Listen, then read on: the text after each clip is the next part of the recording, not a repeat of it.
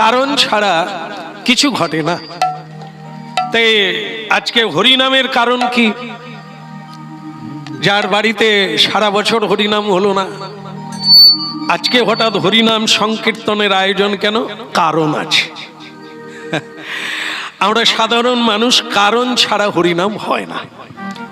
কিন্তু যারা সাধু সন্ত, তাদের কোনো তিথি নেই, তাদের কোনো দিন নেই, তাদের কোনো অনুষ্ঠান নেই, নিত্য হরিনাম। মানব মাত্রেই নিত্য হরিনাম কীর্তন করবে, নিত্য প্রসাদ পাবে, নিত্য গোবিন্দ সেবা করবে, নিত্য সাধু সঙ্গ করবে।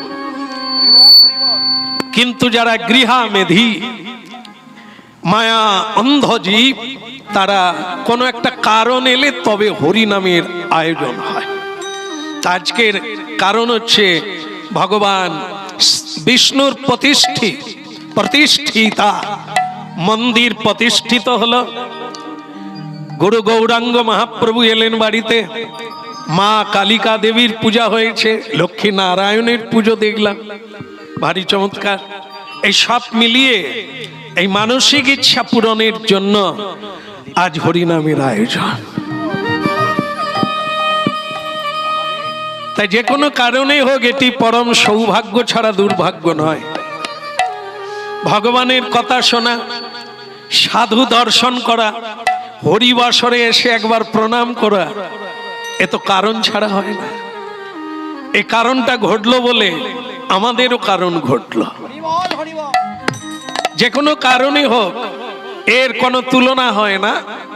একে বেদ বেদান্তে ভীষণভাবে পুণ্য অর্জনের কথা বলা হয়েছে। কারণ ভগবানের নাম হচ্ছে পুণ্যশীল। যেন তেন প্রকারেণ কর্ণে প্রবেশ করলেই তার পুণ্য অবশ্যম্ভাবী হয়ে থাকে। তা এই জন্য মহাপ্রভু বলছেন, দশে পাঁচে মিলি নিজ দাঁড়িতে বসিয়া কীর্তন করহ সবে হাতে তালি দিয়া। অতএব কলিযুগে নাম যজ্ঞ সার, অন্য কোন ধর্ম কইলে নাহি হবে পাপ। এখন কি একটু হরিনাম করা যায়? সবাই করবেন।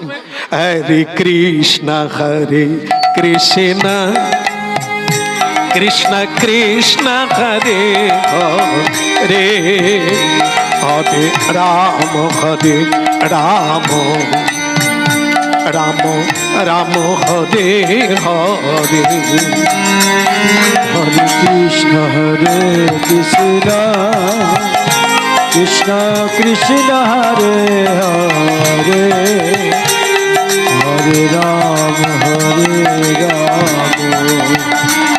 রাম, রাম হরে হরে। হরে কৃষ্ণ কৃষ্ণ, কৃষ্ণ কৃষ্ণ হরে হরে, হরে রাম রাম, রাম রাম হরে হরে। হরে কৃষ্ণ কৃষ্ণ, কৃষ্ণ কৃষ্ণ হরে হরে, হরে রাম রাম, রাম হরে হরে। হরে কৃষ্ণ কৃষ্ণ, কৃষ্ণ কৃষ্ণ হরে হরে, হরে রাম রাম, রাম রাম হরে হরে। হরে কৃষ্ণ কৃষ্ণ, কৃষ্ণ কৃষ্ণ হরে হরে, হরে রাম রাম, রাম রাম হরে হরে। হরে কৃষ্ণ কৃষ্ণ, কৃষ্ণ কৃষ্ণ হরে হরে, হরে রাম রাম, রাম রাম হরে হরে। হরে কৃষ্ণ কৃষ্ণ কৃষ্ণ হরে হরে, হরে রাম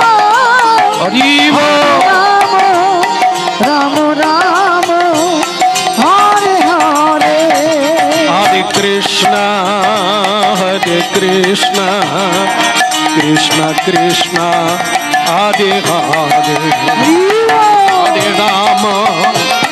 হরে রাম রাম রাম হরে হরে।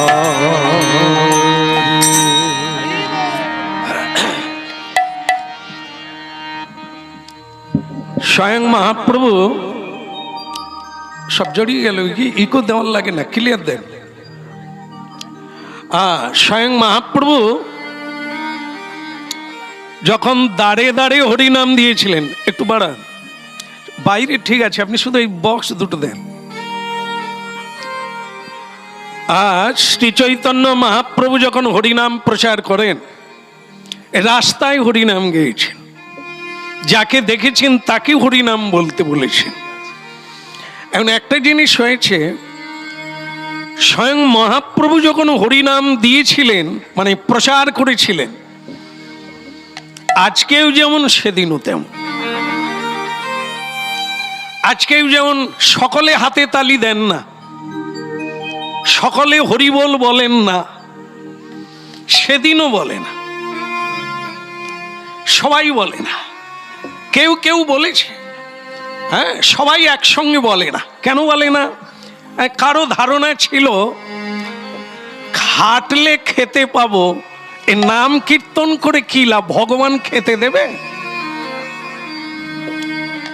আমি চাষির ছেলে, চাষি থেকে যাব, হরিনাম করে লাভ কি? এ একদল হরিনাম করে না, আমি খাটলে খেতে পাবো, ভগবান ভগবান করে লাভ কি? যুক্তি আছে ওর কথা। আরেকজনা বলছে যে এই যারা হরিনাম কীর্তন করছে, এই হাত তুলে হরিবল বলছে, এদের কি বদল হয় দেখি। গরিব ছিল বড়লোক হলো, না কালো ছিল সাদা হলো, দুঃখ ছিল কেটে গেল, কি হয়? এরা আগে করুক, এদের দশা দেখে তারপর আমরা হরিনাম। এই জন্য ভক্তমণ্ডলী মায়েরা, আমরাও সকলকে হরিবোল বলাতে পারি না। বলি একটু হাতে তালি দেন। কিছু মানুষ কথা রাখে, যা হয় হোক, বলছে যখন একটু দি। না করার চাইতে করা ভালো, এমনি বসে থাকার চাইতে একটু করা ভালো। কেন না? ভগবান সর্বত্রে আছেন, আপনার ভেতরেও আছে, বাতাসে, আকাশে, জলে, নীলে, অনিলে। দেখছেন যে আপনাকে হাত দিয়ে 4 পা দেননি, 2 হাত দিয়েছেন, কি কাজ হচ্ছে? কারণ কি, দেনেওয়ালা তো উনি, পরের বারে আমি আবার হাত পাবো কিনা ওনার উপরে নির্ভর করে। তা উনি দেখছেন এবারে যদি হাতের কাজ না থাকে, তাহলে তাকে পরের বারে আর হাত দেওয়ার লাগবে না, 4টা পা দিলেই হবে। এবারে যারা সভ্য সমাজে ধর্ম সভায় যোগদান করলো না, আমি তাদেরকে 2 পা দিয়েছি, সব জায়গায় গেল, ধর্ম সভায় গেল না, সাধু সঙ্গ করলো না, তাই এদেরকে আর পা দিয়ে লাভ নাই। এদেরকে 4 পায়া বানিয়ে দেব, জঙ্গলে থাকবে, জীব জন্তুর সঙ্গে থাকবে। এই জন্য স্বয়ং মহাপ্রভু এসে অনুরোধ করেন, তার পারিষদ বৃন্দ, তার প্রতিনিধি, তার প্রিয় ভক্তগণ হরিনাম প্রচার করলে অনুরোধ করেন, আপনারা একটু বলবে।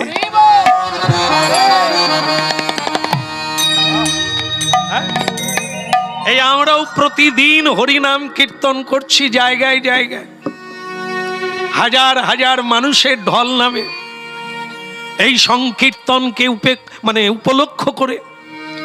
আর আমরা চেষ্টা করি জীবনে একবার অন্তত হাত তুলে হরিবোল বলাতে পারলে তার উপকার হবে।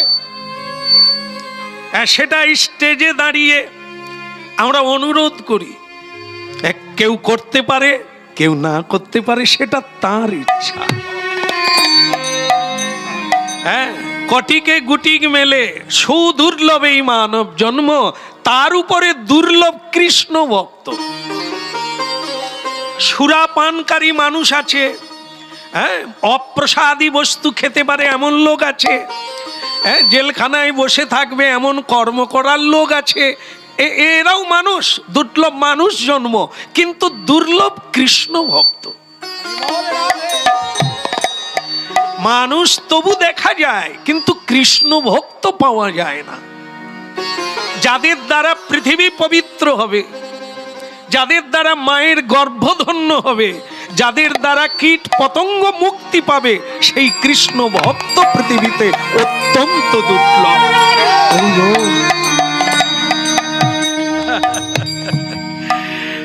মা গঙ্গার বুকে স্নান করে সকলেই পাপ ধুয়ে দেয়। মা গঙ্গার পাপ কে নেবে? হরি কথা শুনতে হবে। মাঝে মাঝে স্বর্ণকারের কাছে যেতে হয়, কারণ সোনা ব্যবহার করতে করতে তাতে খাদ জমে যায়। স্বর্ণকারের কাছে গেলে আগুনে জ্বালিয়ে পুড়িয়ে খাদ আলাদা করে দেয়। এই মাঝে মাঝে আমাদেরও এই সংকীর্তন যজ্ঞে যোগদান করতেই হবে, না হলে সংসারে খাদ জমে যায়, ময়লা জমে যায়। সেগুলোকে পুড়ে ছারখার করতে গেলে, আলাদা করতে গেলে হরি সভায় আসতেই হবে। মান দিয়ে শুনবেন, হরের নামইব কেবলম।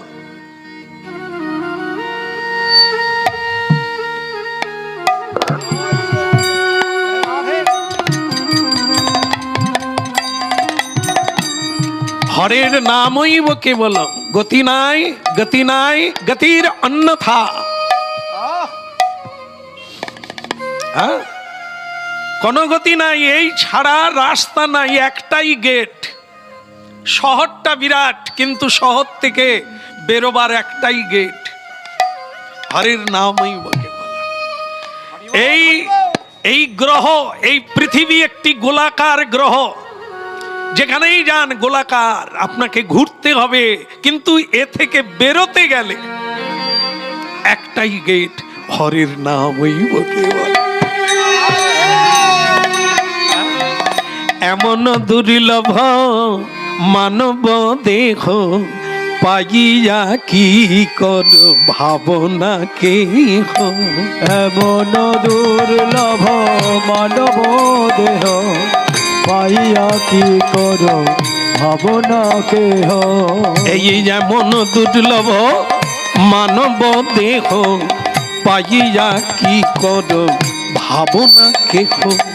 এমন দুর্লভ মানব দেহ পাইয়া কি করো ভাবনা কেহ। বলে এবে না ভজিলে, এবে মানে এখন, এবে না ভজিলে যশোদা সুত চরমে পড়িবে লাজে। এবে না ভজিলে যশোদা সুত চরণে পড়িবে লাজে।